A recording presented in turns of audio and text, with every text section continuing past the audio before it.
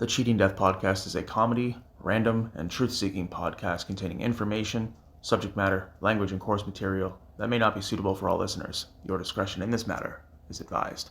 If you have any questions or concerns, leave us a comment at thecheatingdeathpodcast@gmail.com.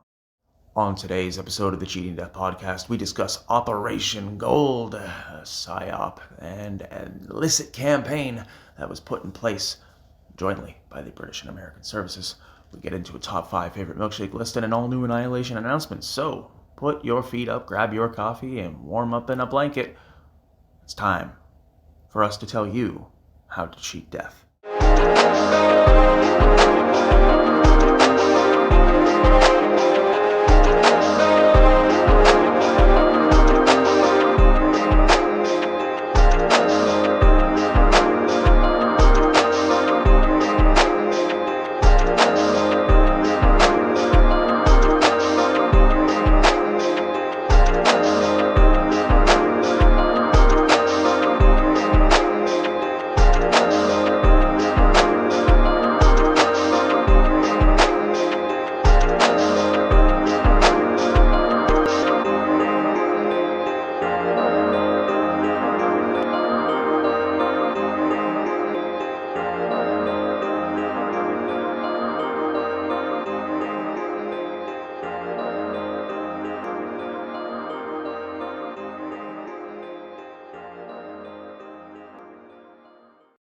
This is your news anchor, the Cleric of Chaos, and this is your Annihilation Announcement. Across the land post-World War II, there were still a lot of illicit and borderline illegal operations that would have been categorized as crimes by not only the International Police or Interpol, although the Nuremberg trials had concluded there was still a litany of people in power and whom were participating in absolutely putrid endeavors. Operation Gold is all but a mere drop in the ocean when it comes to illicit campaigns. We, as a species, must be more transparent and open. National security is all but an excuse. We must move forward and be better to each other. This has been your news anchor, the Cleric of Chaos, and this was your Annihilation Announcement. Willkommen, meine Freunde. Guten Morgen, guten Tag, eine gute Nacht. Ist deine Reisende, deine Ausländer, deine Allesfresser, deine Cleric of Chaos. What do the British Secret Service, the MI6, and the Central Intelligence Agency have in common in the 1950s? Turns out quite a bit. But one of the things we're going to be discussing today is going to be Operation Gold, a super, ultra, high-profile secret campaign conducted jointly by the American Central Intelligence Agency and the British Secret Service, being that of the MI6. What was Operation Gold? Operation Gold was an, as it says, operation in the 1950s, post-World War II, that was designed by both the United States and the United Kingdom as a way to keep Soviet authorities in check during the beginning of the escalation of the Cold War. Throughout the 1950s, in the Soviet Union, most specifically throughout the entire run of the war at Moscow and St. Petersburg, there were a litany of individuals in whom were contracted by both the Central Intelligence Agency and the British Secret Service to install and to ensure that interferent devices, wiretapping communication protocol, and the devices in order to usurp communications from various points throughout the Soviet Union, many in Moscow and St. Petersburg alone, were received then by British MI6 and by the American CIA. Why were these wiretaps completed? What was the purpose? Well, if you ask any member in whom is still a surviving member of the MI6 or CIA, to which there are few and far between, you will be provided with the explanation that it was done in the name of national security on the part of each country. The United Kingdom needed to be kept safe, and the United States of America needed to be kept safe. After all, this was post-World War II. This is the end of the establishment of the Nazi Socialist Party. And the fact that they had been brought to a bitter end, the United States and the United Kingdom had decided that through any means necessary, this would never transpire again. So after the demise of the Nationalist Socialist Party and the Nazi Socialist Party, respectively, identically both the same parties, just colloquially with different names, there became a new beast of burden for those in Washington and for those in London. There became a new warrior to fight. A new adversary has entered the arena. What is this man? What is this land? Was the question that the CIA and the MI6 were asking themselves when Wilhelm Pieck was elected to the presidency of East Germany.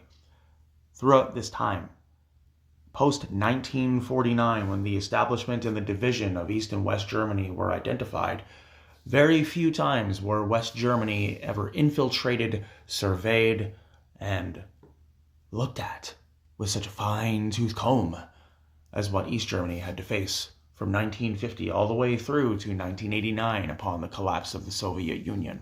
Now, what were the reasons for this espionage? What were the reasons for this surveillance and for this very, very sneaky, stealthy type of maneuvering and missions? Simple. Control.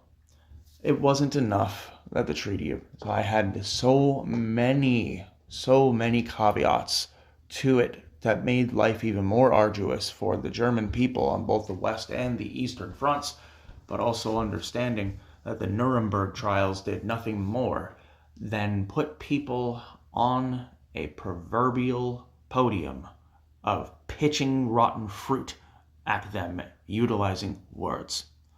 The war crimes that were committed by those of the National Socialist Party and the surviving members of the SS were, in some way, shapes, and forms, held to task. But you also take into account the hypocrisy of the Nuremberg trials in the sense that the Nuremberg trials were a public spectacle of pomp and circumstance, because when you take into consideration the transfer of scientific personnel from Germany at the time all the way through to the United States to assist NASA in the space race against the Soviet Union, dozens of those men were SS members, Nazi sympathizers, evil, pure, unadulterated, hateful men who were given a pass all because they had a certain IQ level and a certain capability to assist a certain country with some certain nuclear capabilities. But does that justify anything that took place within the parameters and confines of Operation Gold when they were surveying normal, everyday people, putting people in jails indefinitely, treating it as a 1950s version of Guantanamo Bay, Cuba, but for much less egregious acts? No.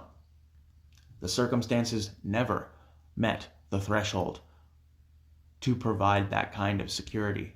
There was not a need to provide that kind of security. The amount of information that was created out of thin air by the MI6 and by the CIA in order to justify Operation Gold goes far beyond what can be provided within the rather humble amount of time that we have with this program. But understand this.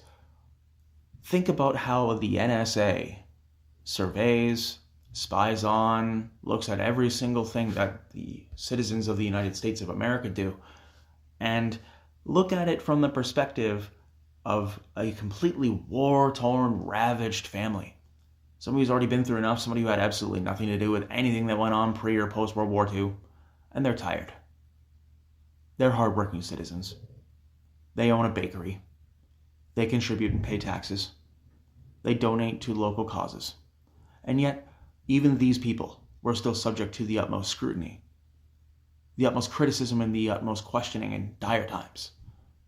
So when Operation Gold was put into place and was implemented throughout the 1950s, very few people had an idea as to exactly how malevolent the campaign was. For more information on Operation Gold, you may visit the British Secret Service's declassified archive. And you may also visit the archive or the Internet Archive under the CIA section. There are a lot of declassified documents that are on multiple different publicated websites and have also been given the debunking, and that you can go and check them out. Operation Gold is an absolutely outstanding example of what one can do when enough people's backs are turned.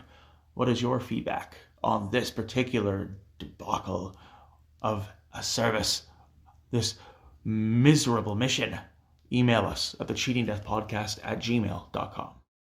At the top of the program, we promised you a list of our top 5 favorite milkshakes, so let's dive right into the sweetness. Coming in at number 5, we have caramel. Coming in at number 4, we have hot fudge. Coming in at number 3, we have strawberry. Coming in at number 2, we have chocolate. And coming in at number 1, we have raspberry/triple berry. What are your top 5 favorite milkshakes? Email us at thecheatingdeathpodcast@gmail.com. Today's joke has been brought to you by the Cleric of Chaos. Oftentimes, we're told that we need to give our elderly citizens a break when they're a bit rude to people. One would argue that even those in whom are still alive after performing acts in Operation Gold have a right to be bitter. That's not true, man. Just because you participated in Operation Gold don't mean your bitch ass have the right to be Operation Cold. Whether it be the American counterpart or the British section of the Allied forces in the 1940s, even after World War II, there was a litany of scandal, debauchery, and chaos that took place across Europe. Operation Gold is merely an extension of Operation Silver, and ultimately understood that even in this time, it was still an absolutely atrocious way to go about surveying your enemy. What are your thoughts on Operation Gold? Send us a message at thecheatingdeathpodcast@gmail.com. The Cheating Death Podcast has been brought to you by Nach dem Leben CRDVC, Chaos Realm Records, CR Deutschland, and where all major podcasts are found. If you'd like to support the program, you may do so at the links in the episode's description. And if you'd like to support our friends and follow our consultants and producers, you may also do so at the links in the episode's description. If you have any questions or feedback, you can email us at thecheatingdeathpodcast@gmail.com. You can follow us at twitter.com/weallcheatdeath and twitter.com/Cleric of Chaos. If you or anyone you know is experiencing psychiatric duress, or you are experiencing an episode yourself, please call 1-800-273-8255 or dial 988 from your mobile phone in the US or Canada. If you or anyone you know are experiencing domestic violence, have them call 1-800-799-7233. If you're looking at adopting a playful puppy or cute kitten, please visit your local animal adoption rescue center. And life is hard. Continue to fight. We're pulling for you. We're all in this together.